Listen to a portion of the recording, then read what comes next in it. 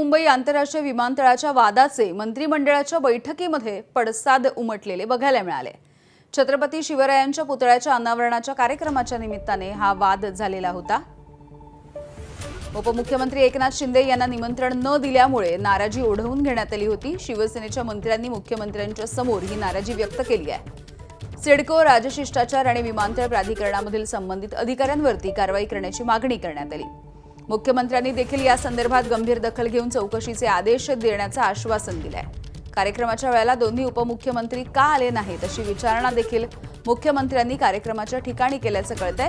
अक्षय भाटकर आमचे प्रतिनिधी आपल्याला माहिती देत आहेत। अक्षय, हा मुद्दा प्रचंड गाजला, कारण की उपमुख्यमंत्री एकनाथ शिंदे हे नगरविकास विभागाचे मंत्री असून आणि सिडको त्यांच्या अखत्यारीत येत असून देखील त्यांना या कार्यक्रमासाठी का निमंत्रित करण्यात आलं नव्हतं हा प्रश्न विचारण्यात आला। त्यामुळे थोडीशी नाराजी देखील शिवसेनेच्या मंत्र्यांमध्ये होते। तीच नाराजी आज मंत्रिमंडळाच्या बैठकीमध्ये दिसून आली आणि हा मुद्दा शिवसेनेच्या सगळ्या मंत्र्यांनी उचलून धरला, मुख्यमंत्र्यांकडे तक्रार केली आणि मुख्यमंत्र्यांनी देखील सांगितलं की मी स्वतः विचारलं की दोन्ही उपमुख्यमंत्री का नाहीयेत या ठिकाणी आणि पण या संदर्भात आपण कारवाई करू।